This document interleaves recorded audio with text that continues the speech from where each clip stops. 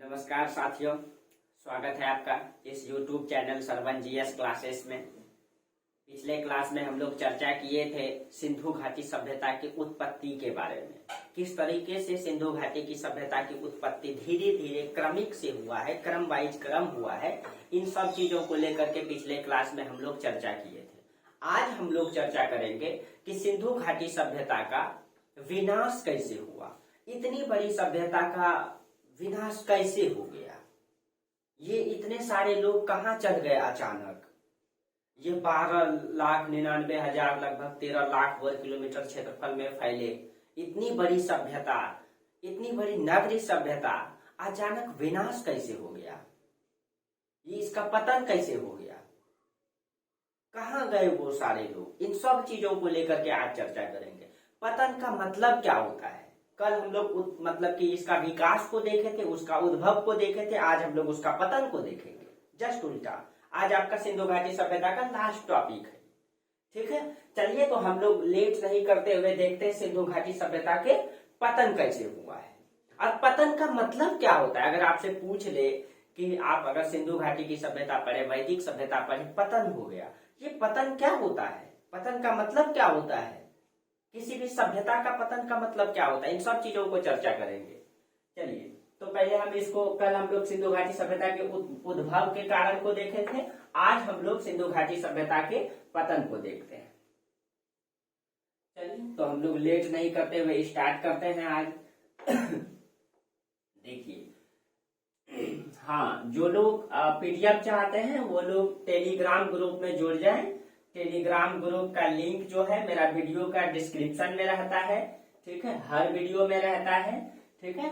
किसी भी वीडियो में जाएंगे आपको उसका लिंक मिल जाएगा, उसका पीडीएफ प्रतिदिन आपको मिल जाएगा। यानी जो टॉपिक खत्म होगा, आज आप लोगों का सिंधु घाटी सभ्यता का पीडीएफ मिल गया, ठीक है।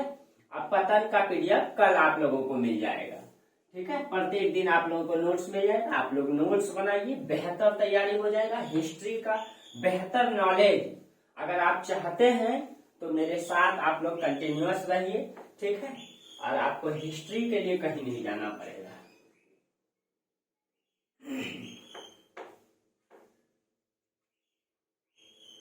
और अब तो एग्जाम भी टफ होने लगा है, ठीक है। लेकिन तैयारी अगर बेहतर आप करते हैं तो कोई भी एग्जाम टफ नहीं होता है, ठीक है।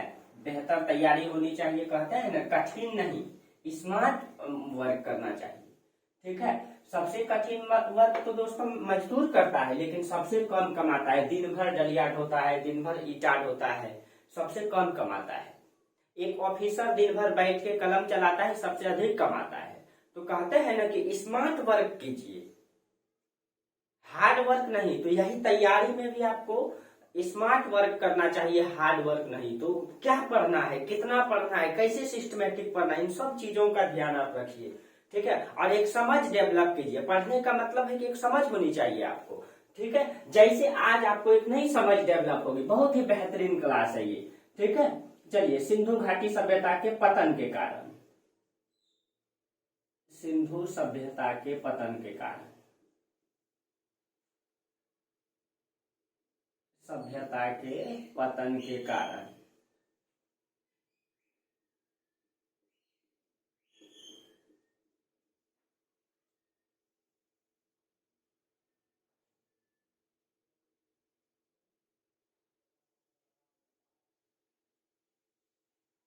देखिए, कोई भी सभ्यता का पतन का मतलब क्या होता है। पतन क्या है, एक प्रक्रिया है कि ये आकस्मिक घटना है। यह जो है एक घटना है कि एक प्रक्रिया है।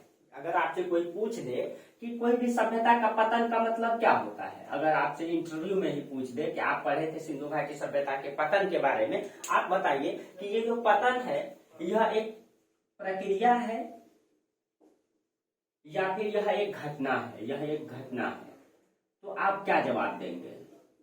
देखिए, समझिए, जिस तरीके से पतन का मतलब होता है, किसी भी सभ्यता का पतन का मतलब होता है उस सभ्यता का जो विशेषता है उसका समाप्त हो जाना।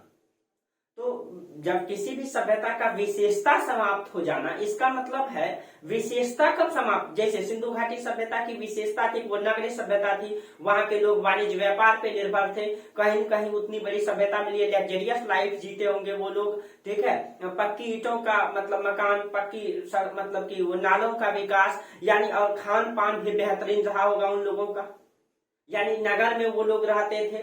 और उसका मतलब कि पतन हो जाने का मतलब हो गया कि वो लोग अब क्या करेंगे, कोई घटना हो जाए या धीरे धीरे जलवायु परिवर्तन के कारण या कोई भी मतलब कि घटना के कारण या किसी भी महामारी के कारण वो धीरे धीरे क्या करेंगे, उस सभ्यता को छोड़ करके, ठीक है, उन विशेषताओं को छोड़ करके, उस नगर को छोड़ करके गांव में जाकर के बस जाए और वो अपना खान पान को प्रकृति से जोड़ दे। जैसे कि आप अभी भी इसका उदाहरण समझ सकते हैं, देखिए इसको समझिए, जैसे कि सिंधु घाटी सभ्यता के लोग वहां को उस मतलब नगर को छोड़ करके गांव में चल जाएंगे, ग्रामीण मतलब कि वो खेती कृषि को अपना रोजगार बना लेंगे, खान पान प्रकृति से जोड़ लेंगे, जो प्रकृति से उपजेगा उसका खान पान करेंगे, ठीक है, वाणिज्य व्यापार छोड़ करके कृषि में निर्भर हो जाएंगे, नगर में जो है कि बड़े बड़े पक्के के मकान को छोड़ करके वो लोग झोपड़ी में रहने लगेंगे।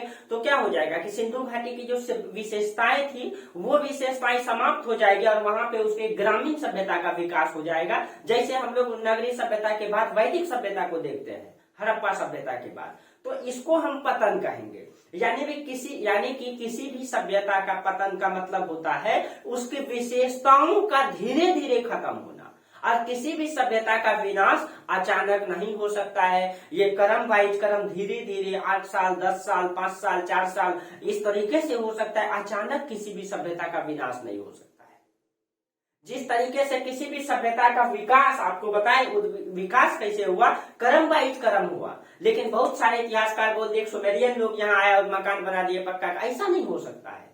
कोई भी सभ्यता का विकास क्रम वाइज क्रम होता है, उसी तरह उसका विनाश भी क्रम वाइज क्रम होता है। उदाहरण के तौर पे आप समझ सकते हैं, ठीक है, पहले इसको देखिए, तो ये जो है एक घटना नहीं हो सकता है, एक आकस्मिक घटना, घटना का मतलब क्या हुआ, बाढ़ आ गया, एक नगर का विनाश हो सकता है, उसका विशेषता का विनाश नहीं हो सकता है। जैसे मान लीजिए कि मतलब सिंधु घाटी सभ्यता बहुत बड़े क्षेत्र में फैला हुआ था और उस बड़े क्षेत्र में बहुत सारे नगर थे, 7 वो बड़े बड़े नगर थे, उसके अलावा मतलब कि वो उसके परिधि वाले नगर थे। तो अगर बाढ़ आएंगे किसी एक नगर का विनाश हो सकता है, लेकिन अगर बाढ़ भी आ जाए तो एक नगर का विनाश होगा, तो उसमें मान लीजिए 100 लोग हैं, 90 लोग मर गए, 10 लोग बच गए, तो 10 लोग तो फिर वही प्रक्रिया को अपनाएंगे, वही मकान में रहेंगे, वही खान पान, वही वाणिज्य व्यापार करेंगे, तो उसका विशेषता कहाँ खत्म होगा, फिर तो वो वही विशेषता को जन्म दे देंगे। जैसे मोहनजोदड़ो में बार बार मतलब कि बाढ़ आया है और बार बार वो लोगों ने अपना किला को ऊंचा करने का प्रमाण मिला है। तो बाढ़ से या किसी भी आकस्मिक कारण से वो अचानक सभ्यता का विनाश नहीं हो सकता है, एक नगर का विनाश हो सकता है, सभ्यताओं का विशेषता का विनाश नहीं हो सकता है। आपको वर्तमान में उदाहरण दे सकते हैं, तो आप कह सकते हैं कोई भी घटना से एक नगर का विनाश हो सकता है, महामारी फैलेगा, एक शहर खत्म हो सकता है, एक नगर खत्म हो सकता है, उसकी विशेषता समाप्त नहीं हो सकती। बाहरी आक्रमण से एक क्षेत्र को खत्म किया जा सकता है, उसकी विशेषता को खत्म नहीं किया जा सकता है। इन सब चीजों को लेकर के हम चर्चा करेंगे। आकस्मिक घटना हुआ वो, लेकिन आकस्मिक घटना से एक सभ्यता का पतन नहीं हो सकता है, वो क्रम वाइज क्रम होगा। तो हम कह सकते हैं कि पतन एक क्या है, प्रक्रिया है। यानी सिंधु घाटी किसी भी सभ्यता का पतन का मतलब होता है, जैसे सिंधु सभ्यता का अगर पतन हो गया तो सिंधु सभ्यता का पतन का मतलब हो गया इसकी विशेषताओं का पतन होना, ठीक है, विशेषता का पतन होना, विशेषता का पतन हो। आपसे अगर डायरेक्ट अगर एक वर्ड में कोई सवाल का जवाब पूछे कि पतन का मतलब, किसी भी सभ्यता का पतन का मतलब क्या होता है, तो आप कहेंगे कि किसी भी सभ्यता का पतन का मतलब होता है उसकी विशेषताओं का धीरे धीरे समाप्त हो जाना। जैसे अभी हम लोग 21वीं सदी में जी रहे हैं और हम लोग एक बड़े महामारी को फेस किए, बड़े मतलब हम लोगों के सामने एक बड़ी सी मतलब महामारी की समस्या कोरोना वायरस आई और लग रहा था कि पूरी दुनिया, गांव में लोग मतलब पूरी दुनिया में लोग जो है शहर से गांव की ओर पलायन कर रहे थे। अगर 21वीं सदी में आप इसको ऐसे उदाहरण भी समझ सकते हैं, 21वीं सदी में अगर कोरोना महामारी आई, ठीक है, और लोग शहरों में रह रहे थे, शहर से लोग गांव की ओर पलायन कर रहे थे। ठीक है, तो यहाँ क्या हो जाएगा, यहाँ पे एक सभ्यता का पतन कैसे हो सकता है। देखिए, अब महामारी आई, सारे के सारे लोग मतलब कि ये लग्जरियस लाइफ को छोड़ करके ये ओमिन चौमिन बर्गर पिज्जा खान पान में, वाणिज्य व्यापार, बड़े बड़े नगर, बड़े बड़े बिल्डिंग, 50 तल्ला 100 तल्ला का बिल्डिंग, ठीक है, अच्छी सड़कों का विकास, इन लग्जरियस लाइफ को छोड़ करके महामारी के कारण गांव में आ जाएंगे और वो जो है अपना गांव में आकर के वो अपना जो मतलब वाणिज्य व्यापार वो पेशा छोड़ देंगे, खेती में लग जाएंगे, मकान बड़े बड़े थे वो छोटे मकान झोपड़ी बना लेंगे। ठीक है, खान पान प्रकृति से जोड़ लेंगे। ठीक है, और उसके बाद यानी अपना रहन सहन खान पान मतलब वाणिज्य व्यापार सब चीज चेंजिंग ला लेगा और नगर वीरान हो जाएगा। तब हम कह सकते हैं कि 21वीं सदी के जो सभ्यता थी उसका पतन हो जाएगा। यानी आने वाला 50 साल 100 साल के जो आने वाले हमारे पीढ़ी होंगे वो कहेंगे कि 21वीं सदी में एक महामारी आई थी और उस महामारी के कारण सारे के सारे लोग जो है क्या कर दिए, धीरे धीरे शहर से गांव की ओर पलायन करके और वो शहर को छोड़ करके गांव में झोपड़ी बना लिए। ठीक है, कृषि व्यापार करने लगे, वो luxurious life, chowmein chowmein burger pizza ये सब रहन मतलब कि वो रहन सहन में परिवर्तन ला लिए। ठीक है, जो कपड़ा होती है ये इन सब चीजों में परिवर्तन। तो हम कहेंगे कि 21वीं सदी का जो लग्जरियस लाइफ था, वहां 21वीं सदी का लग्जरियस लाइफ में बड़े बड़े बिल्डिंग होते थे। ठीक है, और बड़ी बड़ी चौड़ी सड़कें का निर्माण किया गया था, अच्छी व्यवस्था चलती थी, क्योंकि आज तो लिखित साक्ष्य भी मिलेगा, अब तो हम लोग लिखते हैं। तो यही चीज आगे आने वाले 100 साल 200 साल या 150 साल बाद वाले पीढ़ी पढ़ेंगे। 21वीं सदी में महामारी के आने के कारण क्या हो गया, वो 21वीं सदी का जो लग्जरियस लाइफ था वो समाप्त हो गया और लोगों ने ग्रामीण सभ्यता का विकास किया। ऐसे भी हम समझ सकते हैं। अभी महामारी आया, खत्म ही नहीं होता। ठीक है, लोग को ऐसा मजबूर हो जाता कि मतलब कुछ भी करते खत्म ही नहीं होता। तो ऐसा नहीं हो, लेकिन मतलब हम आपको उदाहरण दे रहे हैं, खत्म ही नहीं होता। लोग मजबूर हो जाते, बड़े बड़े लोग अंबानी अडानी जैसे लोगों को मजबूर होना पड़ता गांव शहर को छोड़ करके गांव में आने का, खेती करने का। तो क्या हो जाता, 21वीं सदी का ये लग्जरियस लाइफ खत्म, लोग फिर से ग्रामीण सभ्यता का विकास करता, वो शहर वीरान हो जाते। वही चीजें तो ये क्या अचानक हो सकता है क्या, वो धीरे धीरे होगा। पहले मजदूर वर्ग छोड़ के आएंगे, फिर व्यापारी वर्ग उसको छोड़ के आएंगे, फिर बड़े बड़े अभिनेता नेता इन सब लोग धीरे धीरे करम। तो अचानक नहीं होगा, ये 4 साल 10 साल 5 साल ये लंबा समय में खत्म होगा और आने वाला पीढ़ी इसको पढ़ेगा। तो पतन का मतलब ये होता है। देखिए, एक बेसिक कॉन्सेप्ट रखे, आपको कॉन्सेप्ट के साथ साथ फैक्ट भी बताएंगे, ऐसा नहीं फैक्ट नहीं बताएंगे। ठीक है, क्योंकि एग्जाम में आपको फैक्ट भी लिखना होता है, लेकिन आपका ये एक कॉन्सेप्ट है, आप किसी को समझा सकते हैं, आपसे कोई सवाल करेगा तो आप जवाब दे सकते हैं। सिविल सेवा का तैयारी का मतलब क्या होता है, आपके पास एक बेहतर नॉलेज होना चाहिए। ठीक है, चलिए, तो कोई भी सभ्यता का पतन एक प्रक्रिया है, न कि वो घटना है। ठीक है, चलिए, अब इनकी विशेषताओं का पतन जो हो गया, इसको लेकर के इतिहासकार ने 2 प्रकार का मत दिया है। जैसे हम का उद्भव के कारण में भी 2 प्रकार का मत को बताए थे। ठीक है, और पतन में भी आपको 2 प्रकार के बारे में बताएंगे कि 2 प्रकार के मत है। एक तो इसमें वही आपका प्रक्रिया क्रम वाइज क्रम इसका मतलब पतन हुआ, और एक कहते हैं कि आकस्मिक पतन हुआ, एक कहते हैं क्रमिक पतन, एक कहते हैं आकस्मिक पतन। तो इसको भी हम कुछ, ये विद्वान है, बहुत सारे विद्वान है, तो इसको हम लोग 2 भागों में बांट देते हैं। ठीक है, 2 भागों में बांट देते हैं। कुछ विद्वान मानते हैं कि इसका जो है आकस्मिक पतन हुआ, आकस्मिक यानी अचानक खत्म हो गया ये सभ्यता है, आकस्मिक पतन, आकस्मिक पतन हुआ। और इसमें कौन कौन से विद्वान है इसको भी हम लोग देखेंगे। फैक्ट है, पूछता है तो जानना जरूरी है। ठीक है, और दूसरा है आपका क्रमिक पतन, यानी कि धीरे धीरे इसका विनाश हुआ, क्रमिक पतन। ठीक है, तो दोनों प्रकार के विद्वान को हम लोग पढ़ेंगे। ठीक है, आकस्मिक और क्रमिक। देखिए, तो आप आकस्मिक पतन में तो समझ ही गए, बाढ़ आ जाना, भूकंप आ जाना, महामारी आ जाना, विदेशी आक्रमण का हो जाना, ये सब आकस्मिक है, अचानक है, और इससे सभ्यता का पतन मुमकिन नहीं लगता है। क्या, जैसे अब देखिए, इन लोगों का मानना है आकस्मिक पतन में जो है, इन लोगों का मानना है प्राकृतिक आपदा, ये बाहरी आक्रमण, ये सब चीज आकस्मिक का मतलब आप समझ ही गए, वही सब कारण है। और इसमें से कौन कौन से इतिहासकार हैं, ठीक है। इसमें जो इतिहासकार है आपका जो विदेशी, मतलब सबसे पहले इसमें हम लेते हैं विदेशी आक्रमण। कुछ ऐसे इतिहासकार हैं जो विदेशी आक्रमण को मानते हैं। विदेशी आक्रमण भी एक आकस्मिक पतन है, ठीक है। विदेशी आक्रमण, विदेशी आक्रमण, इसमें आपका स्टुअर्ट पिगॉट है, डीडी कोशाम्बी है, ठीक है, गार्डन चाइल्ड है, डीडी कोशाम्बी नहीं, मार्टिन विलियर है, ठीक है। इसमें आपका मार्टिन विलियर है,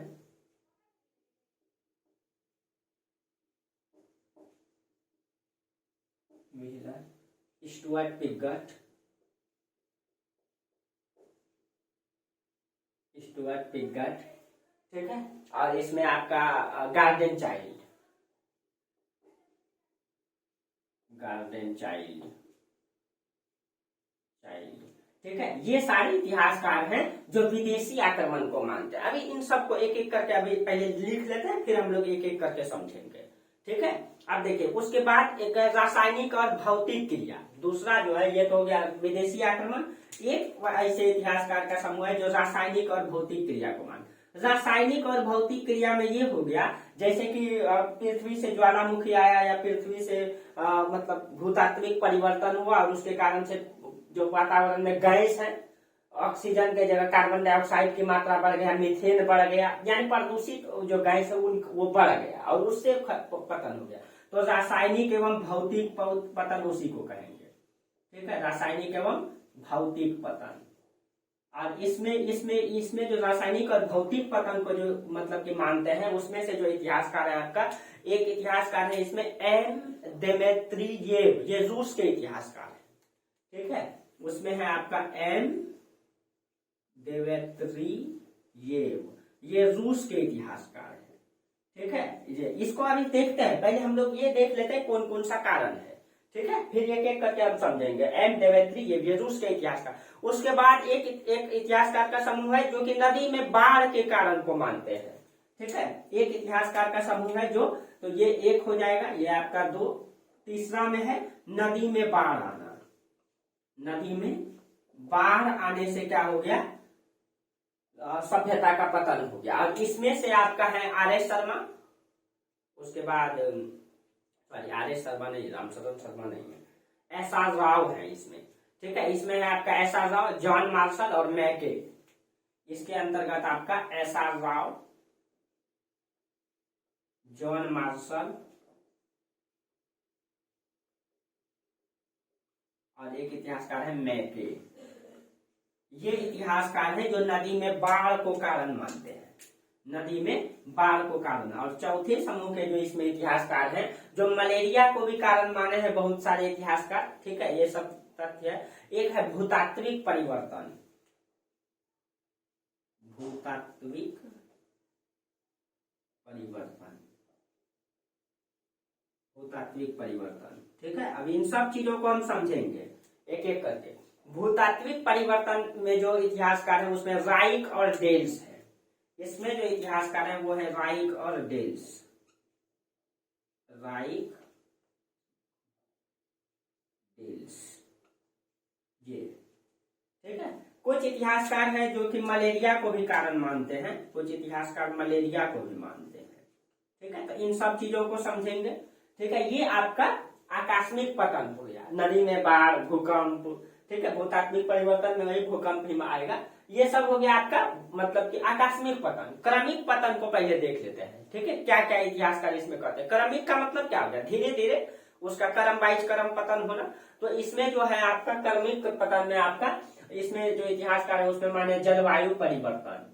अभी इसको समझते हैं, जलवायु परिवर्तन,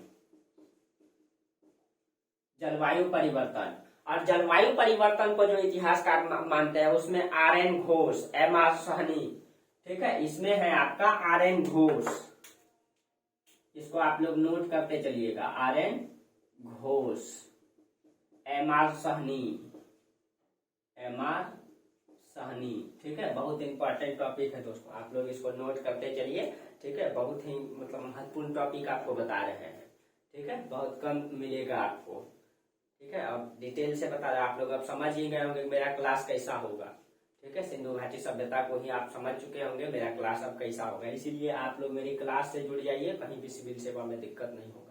अब आपको भरोसा हो गया होगा अगर आप पूरे सिंधु घाटी सभ्यता का क्लास कंटिन्यू किए होंगे तो, नहीं तो कीजिए। जो भी एक भी लेक्चर छोड़ दिए वो पूरा देखिए और उसको नोट कीजिए, देखिएगा आपको समझ में आ जाएगा। तो जलवायु परिवर्तन, दूसरा पारिस्थितिकी परिवर्तन, वो कुछ लोग कारण मानते हैं। ठीक है, अभी इन सब चीजों को समझेंगे। दूसरा है आपका पारिस्थितिकी परिवर्तन। पारिस्थितिकी परिवर्तन, इसमें जो पारिस्थितिकी परिवर्तन में है ये फेयर सर्विस है, एक इतिहासकार है फेयर सर्विस। फेयर सर्विस ये इतिहासकार है, फेयर सर्विस।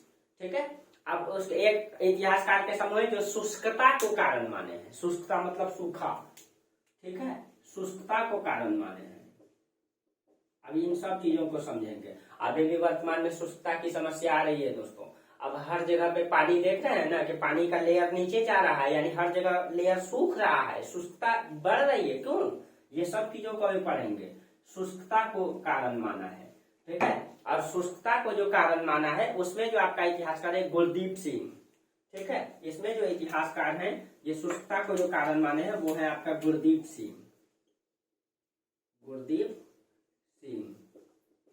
और इसमें एक और मतलब की है, एक चौथा कारण है इसका, थोड़ा सा संकीर्णता। जो नवीनतम खोज आया है संकीर्णता। ठीक है, संकीर्णता को जो कारण माना है इन सब चीजों को, ये आपका मतलब क्रमिक पतन में आता है। ठीक है, कि कैसे संकीर्णता आई, यानी कि लोगों में जो विकास का क्रम था वो घट गया और जनसंख्या बढ़ते रहा। इन सब चीजों को अभी समझेंगे। जो वर्तमान में भी समस्याएं आ रही है दोस्तों, इन सब चीजों, यही समस्या वर्तमान में उत्पन्न ले रही है। ठीक है, अब देखिए, अब हम एक एक करके हम लोग समझते हैं। जैसे विदेशी आक्रमण को मार्टिन ब्लीहर, स्टुअर्ट पिगर, गार्डन चाइल्ड मानते हैं कि मतलब इनका कहना है कि विदेशी आक्रमणकारी ने सिंधु घाटी सभ्यता का विनाश कर दिया। तो इसको लेकर के इन्होंने क्या तर्क दिए हैं?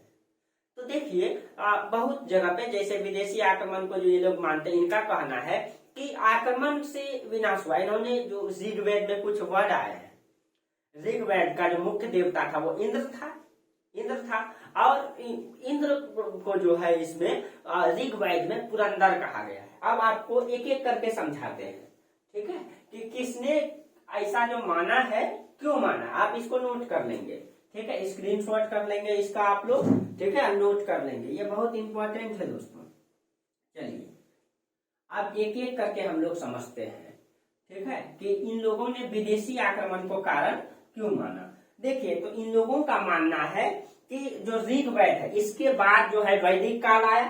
तो वैदिक काल आया तो वैदिक काल में कुछ वर्ड आता है। ठीक है, वैदिक काल में वेद में लिखा हुआ कुछ वर्ड आता है। ठीक है, वेद में जो है कुछ वर्ड का इस्तेमाल किया गया है। जैसे इंद्र देवता के लिए इस्तेमाल किया गया है पुरंदर। इंद्र देवता के लिए पुरंदर शब्द का इस्तेमाल किया गया है, पुरंदर। और पुरंदर का मतलब होता है दुर्गों का नष्ट करने वाला, दुर्गों को नष्ट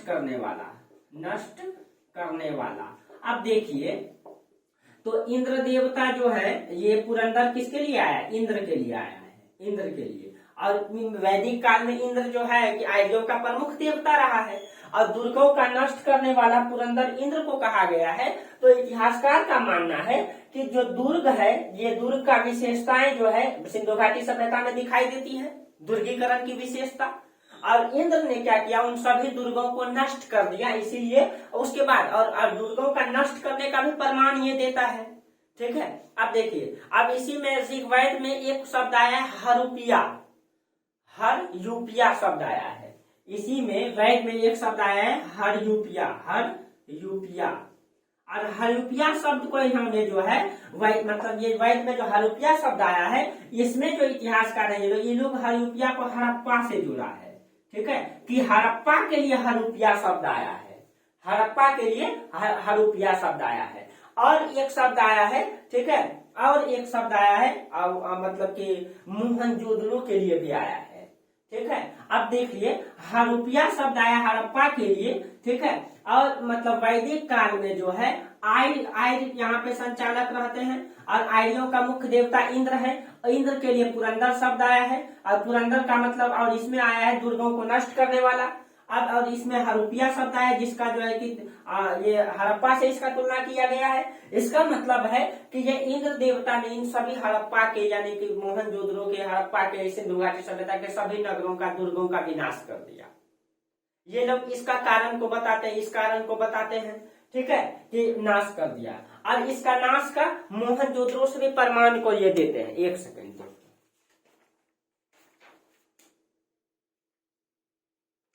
अब देखिए एक शब्द आया है इसमें मोहनजोदड़ो के लिए यातुमती, एक शब्द आया है यातुमती, यातुमती, और यातुमती का मतलब यहां से मोहनजोदड़ो के लिए ये शब्द आया है, मोहनजोदड़ो के लिए यातुमती शब्द से जोड़ा गया है कि यातुमती का मतलब मोहनजोदड़ो है। और इसका अर्थ है कि यहाँ जो है बाह्य आक्रमण हुआ। बाह्य आक्रमण का मतलब क्या हुआ कि आर्यों के मतलब देवता ने या आर्यों ने यहाँ आक्रमण किया, और आक्रमण का मोहनजोदड़ो से प्रमाण भी मिला है। देखिए मोहनजोदड़ो से एक घर में जो है कि बहुत सारे, एक घर में 10-12 शव प्राप्त किया गया, 11 समथिंग में, ठीक है। तो इन लोगों का मानना है कि आर्यों ने यहाँ पे आक्रमण किया, आक्रमण करके यहाँ पे कत्लेआम मचा दिया, और कत्लेआम मचा करके इनके सारे दुर्गों को नष्ट कर दिया, ठीक है, और इन सभ्यता का पतन कर दिया। देखिए दोस्तों, अगर आप, ये इनका कहना है, लेकिन हम ये नहीं कर सकते। यहाँ से लगभग कुछ 30-38 समथिंग में काटमार के प्रमाण मिले हड्डी में। अब देखिए अगर ये ऐसा कहते हैं विदेशी आक्रमण से यानी आर्यों का आक्रमण से इसका पतन हो गया, ठीक है, और इसके लिए ये तर्क देते हैं। लेकिन अगर तर्क देंगे कि क्या विदेशी आक्रमण से इतनी बड़ी सभ्यता का विनाश कैसे हो सकता है, क्यों? क्योंकि हड़प्पा मोहनजोदड़ो ही शहर में, अगर मोहनजोदड़ो का ये तर्क देते हैं तो मोहनजोदड़ो में लगभग 41,000 लोग का अनुमान लगाया गया है कि रहते थे, और 41,000 लोगों में मात्र 38 मतलब कि ऐसे जो मतलब सावधान मिले हैं जिसमें कटमार के प्रमाण मिले हैं। और आप 38 कटमार के प्रमाण को लेकर के आप ये नहीं कह सकते हैं कि विदेशी आक्रमणकारी आया यहाँ पे कत्लेआम मचा दिया, ठीक है। और कत्लेआम इसीलिए कहा है क्योंकि एक ही घर में बहुत सारा मतलब कि सब मिला है, उसमें कटमार का प्रमाण है। इन लोगों का मानना है कि आया होगा और सब घर को नष्ट कर दिया होगा, सभी लोगों को मार दिया होगा, ऐसा। लेकिन ये तर्क सही नहीं होता है। और दूसरा ये भी, अब नवीनतम प्रमाण ये भी आया है। एक तो ये कि यहाँ जो लगभग 40,000 लोग रहते थे और मात्र 30-38 को लाश में आपका ये मिला है, तो आप ये नहीं कह सकते विदेशी आक्रमण से जो है इसका नाश हो। हाँ, विदेशी आक्रमण से एक शहर खत्म हो सकता है मोहनजोदड़ो, लेकिन पूरे सभ्यता की विशेषता कैसे समाप्त हो सकती है? कुछ लोग तो बचे होंगे, और वो लोग बचेंगे तो वही विशेषता जिंदा रहेगा, और विशेषता जिंदा रहेगा, नगर में ही रहेंगे, वाणिज्य व्यापार नहीं करेंगे, सभ्यता का पतन नहीं होगा। और दूसरा चीज है, अब जो नवीनतम खोज आया है, नवीनतम रिसर्च आया है, उसका मानना है कि आर्य बाहरी थे ही नहीं, आर्य तो यहाँ के मूल निवासी थे। आर्य जो है, आर्य को लेकर के लिए आया है कि आर्य यहाँ के मूल निवासी थे, और अगर यहाँ के आर्य मूल निवासी थे तब तो स्वाभाविक हो जाता है कि आर्य लोग जो है यहाँ आक्रमण नहीं किए होंगे। तो इसका मतलब है दोस्तों, विदेशी आक्रमण से किसी भी सभ्यता का पतन नहीं हो सकता है। एक नगर का खत्म हो सकता है, एक नगर पे कब्जा किया जा सकता है, 2 नगर पे कब्जा किया जाए। इतनी बड़ी सभ्यता जो 12 लाख वर्ग किलोमीटर में क्षेत्रफल में फैली हुई थी, इतनी बड़ी जनसंख्या, ये खत्म नहीं हो सकता है, ठीक है। तो आप इसको लेकर के ये तर्क दे सकते हैं, ठीक है। उसके बाद दूसरा है आपका, हाँ, एक तर्क और आप यहाँ दे सकते हैं। एक तर्क यहाँ पे आप ये भी दे सकते हैं कि देखिए, एक तो ये तर्क हो गया कि मात्र 38 कंकाल में, उसके बाद आर्य जो है कि आप विदेशी थे ही नहीं। एक तीसरा आप एक तर्क और दे सकते हैं कि आर्य लोगों का जो औजार था, जो अस्त्र शस्त्र था, आगे चल करके वो घोड़ा था, वो आपका घोड़ा था। उसके बाद भाला था, तीर धनुष था, भाला था, तीर धनुष था। ये इनका जो है कि हथियार था, ये इनका हथियार था। मतलब कि और सिंधु घाटी सभ्यता से न तो बहुत अधिक मात्रा में घोड़े का प्रमाण मिला है, न तीर धनुष का मिला है, न भाला का मिला है। इससे ये भी साबित हो जाता है कि ये लोग विदेशी आक्रमण यहाँ पे नहीं हुआ होगा। एक तर्क आप ये भी दे सकते हैं। दूसरा तर्क आप ये दे सकते हैं कि जब खुदाई किया गया तो आर्यों का जो मतलब यहाँ आने का प्रमाण है वो 1500 बीसी है, वो 1500 बीसी है। लेकिन सिंधु घाटी सभ्यता का पतन तो 1700 बीसी में हो गया है, 1700 बीसी में हो गया है। ये तर्क भी आप दे सकते हैं कि सभ्यता का पतन 1700 में पहले हो गया, बाद में आए, ऐसा कैसे हो सकता है। तो ये सारे इसके विपक्ष में आप तर्क दे सकते हैं कि विदेशी आक्रमण इसीलिए नहीं होगा कि ये सारे तर्क आप दीजिए। इसको बारीकी से समझने का प्रयास कीजिए, ठीक है, बुक भी पढ़िए, ठीक है, एक बेहतर नॉलेज के लिए। सिविल सेवा में अगर रियल में आप जाना चाहते हैं तो आप इन सब चीजों को बारीकी से लीजिए, ठीक है। तो ये सारे आप प्रमाण दे सकते हैं। दूसरा, ये तो हो गया आपका विदेशी आक्रमण। दूसरा हम लोग देखते हैं रासायनिक और भौतिक क्रिया, ठीक है। तो ये भी आपका इसी में आता है, रासायनिक और भौतिक क्रिया। चलिए, एक तो हम लोग देख लिए।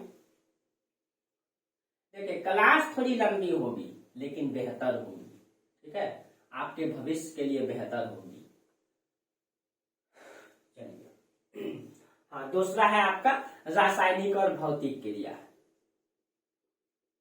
रासायनिक और भौतिक क्रिया, अब देखिए रासायनिक और भौतिक क्रिया, ठीक है। अब देखिए इसका रासायनिक और भौतिक क्रिया का मतलब ये हो गया, इसको माने हैं एम डेमेट्रिय ने आपको ये बता दिए, अब सिर्फ हम समझाएंगे, ठीक है। अब देखिए, अब इसका क्या मानना है, इनका कहना है कि रासायनिक और भौतिक परिवर्तन से जो है मतलब कि क्या हो गया कि जो आग है, जो यानी कि पृथ्वी, अगर आपको पढ़ाएंगे ज्वालामुखी के बारे में, ज्वालामुखी उद्गार हुआ और ज्वालामुखी उद्गार होने के कारण पृथ्वी का लावा जो है ऊपर आया। जब जैसे कि मतलब भूमि पर परिवर्तन आता है, जब दो प्लेट के खिसकने के कारण, तो इन सब चीजों के बारे में इन लोगों ने तर्क दिया है, ठीक है, कि जब पृथ्वी का जो अंदरूनी लावा था, ठीक है, प्लेट पे दबाव पड़ने के कारण ऊपर आ गया, लावा के ऊपर आने के कारण जो है जो मैग्मा था वो ऊपर आया, लावा के ऊपर आने के कारण यहाँ पे जो गैस की मात्रा थी वो बढ़ गई अचानक। गैस की मात्रा, कार्बन डाइऑक्साइड यानी कि जो हानिकारक गैस है वो बढ़ गई, जो हम लोगों के लिए उपयोगी गैस है उसकी मात्रा कम हो गई। इसीलिए धीरे धीरे लोग इसको छोड़ करके भाग गए, यहाँ छोड़ करके भाग गए और इस सभ्यता का पतन हो गया। तो रासायनिक और भौतिक कारण में ये तर्क इन लोगों ने दिया है, ठीक है, ये तर्क इन लोगों ने। उसके बाद नदी में बाढ़ का कारण को कुछ लोग माना है, ठीक है, नदी में बाढ़ का कुछ लोग कारण माना है कि नदी में बाढ़ आया और आकस्मिक पतन हो गया, नदी में बाढ़। अब देखिए अगर आपको बताए थे कि अगर नदी में बाढ़ आएगा तो जो शहर नदी के किनारे था उसका पतन हो जाएगा।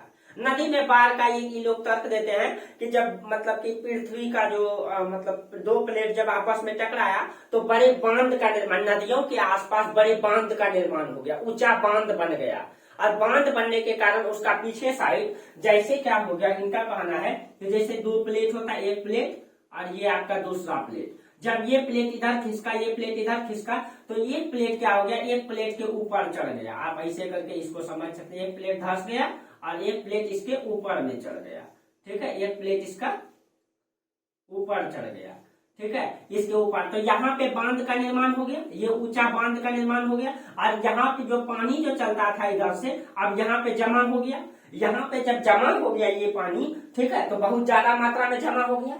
जब जमा हो गया बड़ी बड़ी मात्रा में, तो इसमें अचानक उफान आया, ये बांध टूट गया और फिर जो है अचानक बाढ़ आने से ये सभ्यता का पतन हो गया। अब देखिए, तो मतलब अगर बाढ़ से अगर सभ्यता का पतन होगा तो कुछ नगर का पतन हो सकता है, जो नगर जो है नदी के किनारे था वो खत्म हो सकता है।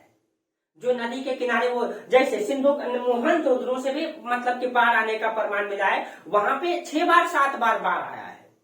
और बाढ़ आने से, लेकिन वहां पे जब बाढ़ आया तो वहां के लोगों ने जितना पानी आता था फिर उससे उसका ऊंचा टीला बना लिया है, फिर उससे ऊपर टीला बना लिया है। यानी बाढ़ वहां बहुत बार आया है, लोगों ने बार बार वहां चेंजिंग लाया है और ऊंचा टीला का निर्माण कर लिया है।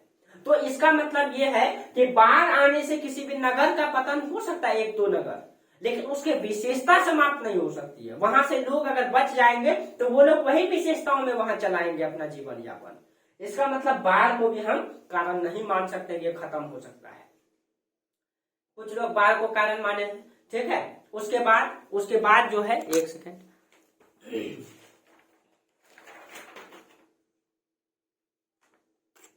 अब देखिए, अब कुछ लोग बाढ़ को कारण माना है, ठीक है, कुछ लोग भूतात्विक परिवर्तन को कारण माना है, ठीक है। अब देखिए, एक है आपका भूतात्विक परिवर्तन, वही चीजें आएगा उसमें, भूतात्विक परिवर्तन,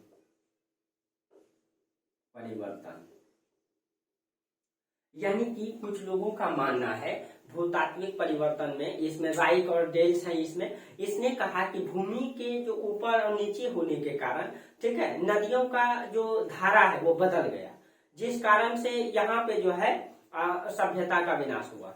यानी हुआ क्या कि पृथ्वी का जो प्लेट है, वो प्लेट जो है ऊपर नीचे हुआ, इस कारण से क्या हो गया, जब ऊपर नीचे हुआ तो नदी का धारा क्या हो गया, पलट गया। यानी कि जो नदी यहाँ पे बहती थी, आप ऐसे करके बहती थी, यहाँ पे प्लेट ऊपर नीचे हो जाएगा, ठीक है। अब ये नदी का धारा अगर यहाँ प्लेट उठ गया ऊपर, तो ये नदी का धारा या तो इधर बहने लगेगा या इधर, और इधर जो शहर बसा हुआ है इस नदी के किनारे, ये समाप्त हो जाएगा। इसका कहना ये है कि भूतात्विक परिवर्तन का मतलब ये हुआ भूमि का जो मतलब प्लेट है वो ऊपर नीचे हुआ, जिस कारण से सभी नदी की धारा, जितना भी नदी की धारा था वो सब परिवर्तित हो गया, सब परिवर्तित हो गया नदी की धारा, इसीलिए यहाँ पे जितना भी शहर थे उनका विनाश हो गया। लेकिन न इसका भूतात्विक परिवर्तन से आप ये भी कह सकते हैं, इसमें वही तर्क कि मतलब भूतात्विक परिवर्तन से कुछ नगर खत्म हो सकता है। इतनी बड़ी सभ्यता उतने बड़े भूभाग में फैले हुए 13 लाख वर्ग किलोमीटर क्षेत्रफल में पूरे में भूतात्विक परिवर्तन कैसे आ सकता है, और पूरे का पतन कैसे हो सकता है, नहीं हो सकता है, ठीक है। इसका मतलब है ये सारे जो तर्क दिए इन लोगों ने आकस्मिक कारण को, ये सब जो है कहीं कहीं मतलब कि प्रमाणित नहीं होता है, साबित नहीं होता है, इसीलिए हम लोग मानेंगे। अब देखिए, तो इन लोगों का तर्क ये है। अब देखिए, जो क्रमिक पतन को कारण माने हैं, क्रमिक पतन को जो लोग कारण माने, अब हम लोग क्रमिक पतन को देखते हैं कि क्रमिक पतन के कारण में क्या क्या इन लोगों ने तर्क दिया है। इन लोगों ने तो ये तर्क दिया आकस्मिक कारण को लेकर के। अब देखिए, क्रमिक जलवायु परिवर्तन को कुछ लोग माने हैं, ठीक है। अब इसमें कुछ बातें आपको सही भी लगेगा, कुछ बातें आपको नहीं भी लगेगा, ठीक है, जब आप इसका सही से अध्ययन करेंगे। तो इसमें देखिए, जलवायु परिवर्तन ने जैसे आपका, अब देखिए एक एक करके हम लोग देखते हैं, ठीक है। तो जैसे कि फेयर सर्विस हो गया, गुरदीप सिंह का शुष्कता, जलवायु परिवर्तन, ठीक है।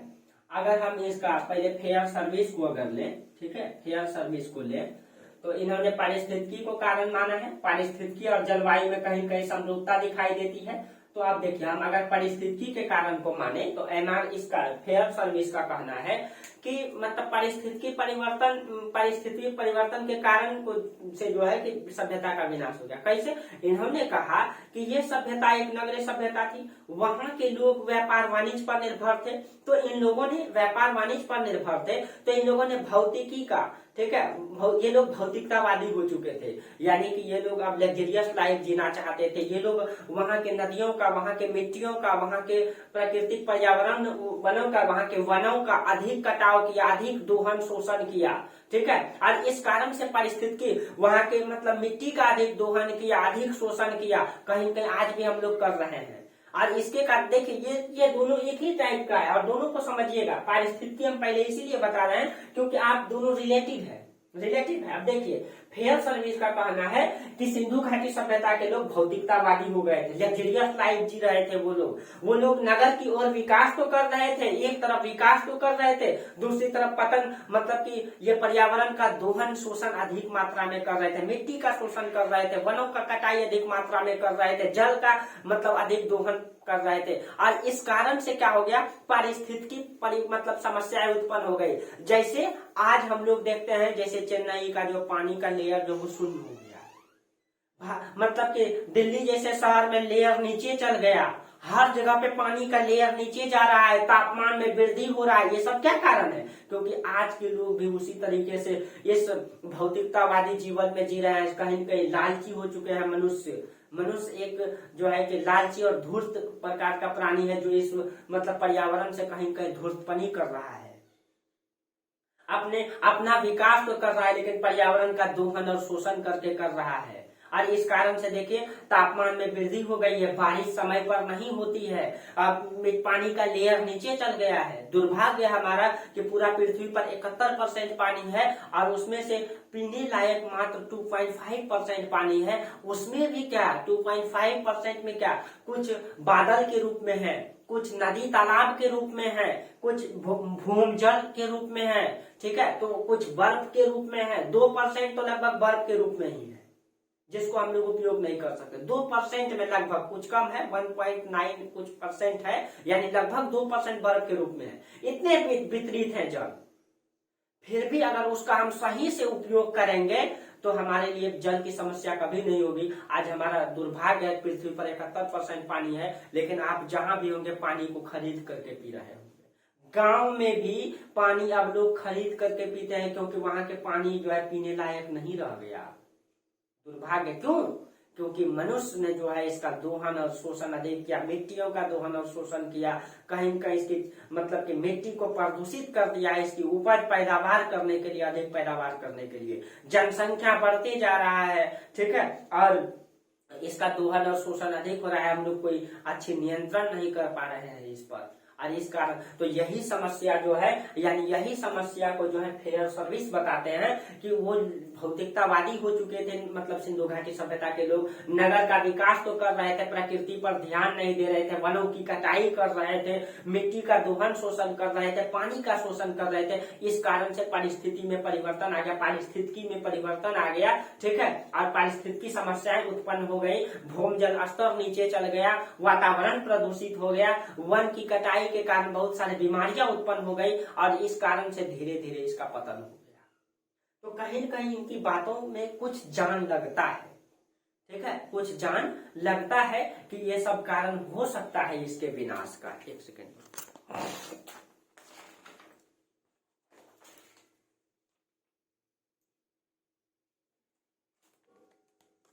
अब देखिए कहीं कहीं ये कारण इसका लग सकता है कि ऐसा हो भी सकता है कि हुआ होगा।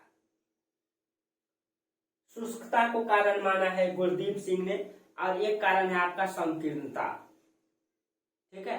तो कुछ लोग जो है कि मतलब ये शुष्कता का क्या मतलब हो गया कि जैसे आज भी है, शुष्कता का कारण तो आप ये लिख सकते हैं कि वहां पे सूखा पड़ गया, वहां पे सूखा पड़ अचानक। देखिए ये सब पारिस्थितिकी परिवर्तन से हो सकता है, लेकिन कहीं कहीं ये लगता है कि पूरी सभ्यता का विनाश, ये सही नहीं लगता है। आज भी हम लोग दोहन, कहीं न कहीं इनसे ज्यादा दोहन और शोषण हम लोग कर रहे हैं, इनसे ज्यादा दोहन शोषण हम लोग कर रहे हैं इस प्रकृति का। लेकिन क्या अचानक हमारी सभ्यता समाप्त हो गया क्या? नहीं, लेकिन समाप्ति की ओर जा रहा है, और हम लोग इसका अब निदान भी ढूंढ रहे हैं, पेड़ लगा रहे हैं, बहुत सारे सरकारी योजनाएं चला रही है, ठीक है, लेकिन हम लोग इससे ज्यादा दोहन शोषण किए, लेकिन अभी तक इसका विनाश नहीं हुआ है। इसका मतलब यह है कि कहीं कहीं ये चीजें थोड़ी सी जान लगती है इसकी बातों पर, लेकिन पूरी सभ्यता का विनाश ये सही नहीं लगता है, ठीक है। उसके बाद शुष्कता, यानी कि शुष्कता का मतलब सूखा पड़ जाना। ये लोग वही प्रकृति का दोहन शोषण अधिक किया, इसके कारण से शुष्कता आया। जलवायु परिवर्तन भी आप वही लीजिए, इसीलिए आप एक ही को समझा दिया, सब को ले लिए ना। जलवायु में परिवर्तन, वही जलवायु में परिवर्तन हो गया कि समय पे बारिश नहीं होने लगा, अधिक दोहन शोषण कर लिया। समय पे मतलब कि बारिश नहीं होने लगा तो उपज कम हो गया। अब वातावरण प्रदूषित हो गया, मतलब कि वायु की धारा चेंज हो गया, नदी की धारा चेंज हो गया, ये सब कारण हो गया जलवायु परिवर्तन। शुष्कता में वही मतलब, शुष्कता मतलब सूखा पड़ गया, ठीक है, ये वही कारण हो गया कि अधिक दोहन शोषण। हाँ, एक कारण है आपका संकीर्णता।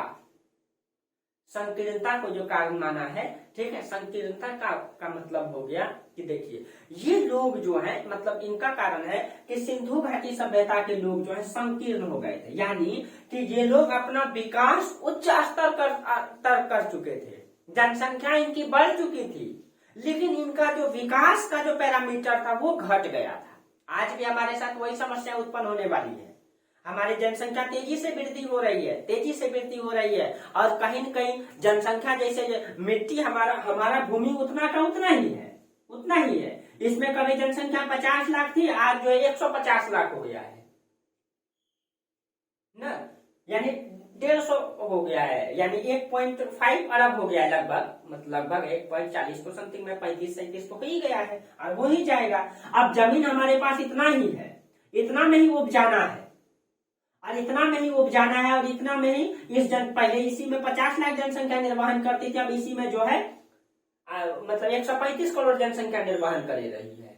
तो कहीं कहीं हमको इस जब जनसंख्या वृद्धि हुआ, भूमि हमारे पास वही है, तो हम लोगों ने क्या किया, टेक्नोलॉजी का विकास किया। वही भूमि पर पहले 5 कुंटल अनाज उत्पन्न करते थे हम लोग, लेकिन हम लोगों ने क्या किया, नई नई संकर बीज का उपयोग किया, खाद उर्वरता शक्ति को बढ़ाया ना, वैज्ञानिक दृष्टि से खेती करने लगा। पहले जो है ग्रामीण दृष्टि से खेती होता था, वैज्ञानिक दृष्टि से करने लगा। पहले यही भूमि पर 5 कुंटल गेहूं उपजाते थे, आज हम लोग यही मतलब भूमि पर 30 कुंटल गेहूं उपजाते हैं। तो कहीं कहीं हम लोग जो है विकास के साथ साथ, जनसंख्या के साथ साथ अपने विकास को भी बढ़ाते रहा। लेकिन यहाँ के लोग जो है, सिंधु घाटी सभ्यता के लोग जनसंख्या वृद्धि कर लिए थे, नगर का विकास कर लिए थे, लेकिन अपना विकास का पैरामीटर सीमित कर लिए थे उतना ही। जैसे यहाँ पे ये 5 कुंटल गेहूं उपजाते थे, वो 6 कुंटल उपजाने लगे, वो जो है 30 कुंटल में नहीं आए। एक उदाहरण दे रहे हैं, जनसंख्या उनकी 50 लाख से, मान लीजिए उदाहरण दे रहे हैं 80 लाख हो गई, लेकिन उपज उसका नहीं बढ़ा और इस कारण से बहुत सारी समस्याएं उत्पन्न हो गई। और जिस कारण से इन लोगों ने क्या किया, इस भूमि को छोड़ करके ये लोग दूसरे जगह पलायन करने लगे। ये संकीर्णता का कारण है, ठीक है। कहीं कहीं ये सही भी साबित होता है, ये संकीर्णता का कारण है ये आपका, ठीक है। अब देखिए उसके बाद मतलब आप लोग ये तो समझ गए हमने संकीर्णता का कारण, ठीक है। उसके बाद है आपका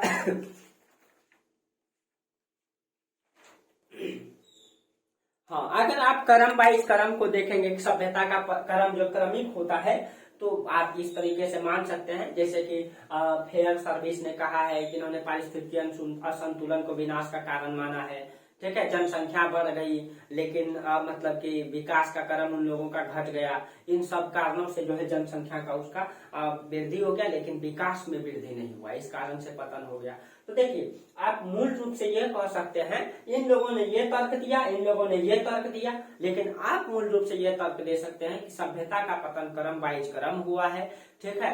कहीं न कहीं उन लोगों ने परिस्थिति का अधिक दोहन और शोषण कर लिए होंगे, ठीक है। और धीरे धीरे नगर का विकास तो हो गया होगा, लेकिन ये लोग अपना, ठीक है, मतलब ये प्रकृति पर ध्यान नहीं दिए होंगे और इस कारण से बहुत सारे सूखा की समस्या, मतलब कि बाढ़ की समस्या, अचानक भूकंप की समस्या, बहुत सारे कारण हो सकता है इसके विनाश का। एक कारण नहीं हो सकता है, बहुत सारे कारण हो सकता है, ठीक है। कहीं ऊंचे बांध बना दिए होंगे अधिक सिंचाई करने के लिए, तो वहां प्लेटों में जो है उभार आ गया, वो उससे भूकंप आ गया एक जगह पे महामारी फैल गया होगा, एक जगह पे नदी में बाढ़ आ गया होगा, एक जगह सूखा पड़ गया। क्यों? क्योंकि उन लोगों ने परिस्थिति को ही चेंज कर दिया, इसका शोषण दोहन अधिक कर दिया। कहीं सूखा पड़ गया, कहीं बाढ़ अधिक आ गया, कहीं मतलब बादल फट गया। तो बहुत सारे कारण हो सकता है इस सभ्यता का पतन का, एक कारण नहीं हो सकता। इसीलिए इन लोगों ने धीरे धीरे इन क्षेत्रों को छोड़ करके गांव की ओर पलायन किया होगा। इस तरीके से सिंधु घाटी सभ्यता का पतन हुआ होगा। एक कारण आप नहीं बता सकते। तो ये था आपका सिंधु घाटी सभ्यता का पतन का कारण, ठीक है। हाँ, आप लोगों को वीडियो अच्छा लगता है तो आप लोग आगे बढ़ाइए, सपोर्ट जरूर कीजिए आप लोग, ठीक है, ताकि हम भी आप लोगों के लिए बेहतर से बेहतर कर सके, ठीक है। ये आपका सिंधु घाटी सभ्यता के पतन का कारण, इसका नोट्स आप लोग जरूर बना लीजिएगा, आपको नोट्स भी मिल जाएगा, ठीक है। अब आगे हम लोग पढ़ेंगे वैदिक सभ्यता, ठीक है। आगे हम लोग पढ़ेंगे वैदिक सभ्यता, जो एक ग्रामीण सभ्यता थी, ठीक है। जो लोगों का मानना है यही सभ्यता का पतन हुआ और ग्रामीण सभ्यता की विकास किया। चलिए, तो आज हम लोगों की क्लास यहीं तक रहने दीजिए, फिर हम लोग कल बात करेंगे। तब तक के लिए बहुत बहुत धन्यवाद आप लोगों को पूरा वीडियो देखने के लिए। Thank you.